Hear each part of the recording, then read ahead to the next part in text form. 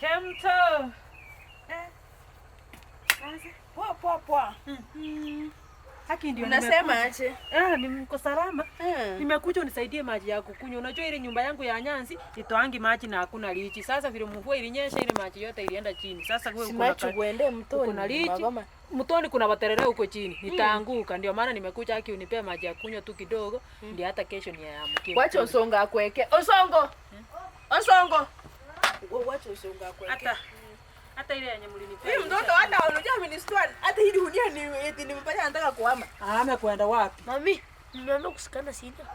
Nimeambia kusikana mkono sida. Tusikane mkono. Raila na Uhuru, nimeambia kusikana mkono. Mkia marafiki sida. Kwani sisi ni marafiki? Jana huyo amesikia tuko jokes.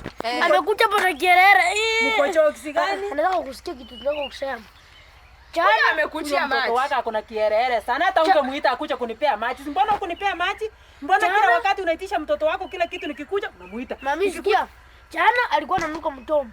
Saa hii amekuja anataka kusikia maneno yetu. Osongo nilikukata. Sasa tabia nyamaza. Maneno ya jana imetokelezea wako iko related na ya leo ya maji ya kukunywa. Iko related. Osongo akia mgeni maji. Simweke maji. Osongo akia mgeni maji. Ulinisani kama mfanyikazi. Bana akula. Si maji ni ya kukunywa unaniwekea niende kwangu kukunywa. Kwani mnaninyima maji ya mvua? Sifanyi hiyo kazi. Na mngekuwa na maji ya gold mngenipea kweli? Hakuna tunakupia tu. Si mvua yenye imenyesha imeingisha kwa besheni yenu kwa ndoo. Kufukuza tukuchukua na kwenu. Osongo mbona unatarau machirani yako? Uchi machirani ndio wanafanya watu wanaishi vizuri. Huyu alikufanyia nini? Kila siku huyu ukimuona utaki kumuona, alikufanyia nini? Sitaki kwanza kumprank. Hata muonekani wewe unaongea na mtu onekani. Akogiza pekee. Huyu alikufanyia